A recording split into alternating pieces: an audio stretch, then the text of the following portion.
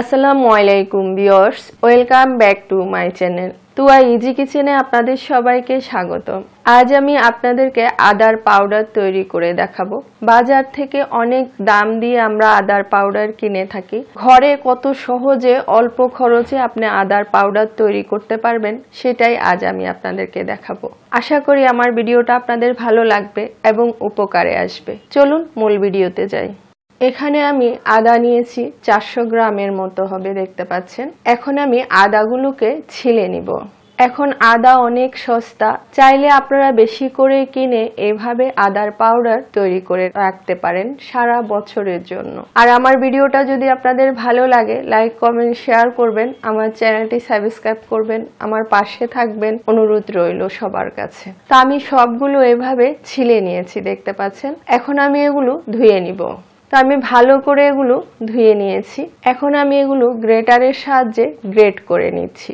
গ্রেটারের ছোট ছিদ্রটা দিয়ে আমি এগুলো গ্রেট করে নিচ্ছি। আপনারা চাইলে বড় ছিদ্রটা দিয়েও এটা গ্রেট করে নিতে পারেন। তো আমি সবগুলো গ্রেট করে নিয়েছি, দেখতে পাচ্ছেন। খুব সুন্দর করে এগুলো গ্রেট হয়েছে। এখন আমি একটা বড় থালাতে এগুলো পাতলা করে ছড়িয়ে নিচ্ছি। এগুলো একদম পাতলা করে ছড়িয়ে দিয়ে আমি রোদ্রে শুকিয়ে নিব। আপনারা চাইলে চুলার নিচে দিয়েও শুকিয়ে নিতে পারেন, যা যেভাবে সুবিধা আর কি। তো দেখতে পাচ্ছেন আমি সুন্দর করে এগুলো ছড়িয়ে নিয়েছি। এখন আমি এগুলো রোদ্রে দিব, তারপর আপনাদেরকে দেখাচ্ছি। ফিরে আসলাম 2 দিন পর।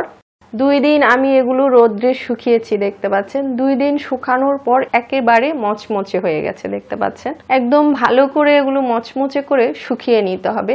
আর শুকানোর সাথে সাথে মচমচে অবস্থায় এগুলো ব্লেন্ড করতে হবে।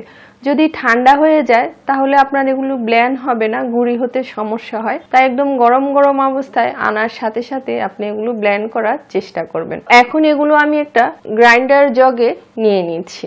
এগুলো এখন আমি ভালো করে ব্লেন্ড করে নিব। তো দেখতে পাচ্ছেন আমি ব্লেন্ড করে নিয়েছি। আর এখন এগুলো আমি একটা চালনিতে নিয়ে নিলাম, ভালো করে একটু চেলে নিব। দেখতে পাচ্ছেন আমি চেলে নিয়েছি। কি সুন্দর হয়েছে, দেখতে পাচ্ছেন। কত সহজে ঘরেই তৈরি করে ফেললাম আদার পাউডার। এইভাবে আপনারা চাইলে বেশি করে তৈরি করে সারা বছর সংরক্ষণ করতে পারেন। আশা করি আমার ভিডিওটা আপনাদের ভালো লেগেছে। এতক্ষণ আমার ভিডিওটা দেখার জন্য আপনাদের সবাইকে অনেক অনেক ধন্যবাদ। আবার অন্য কোনো ভিডিও নিয়ে আপনাদের সামনে হাজির হব। সবাই ভালো থাকবেন। আল্লাহ হাফেজ।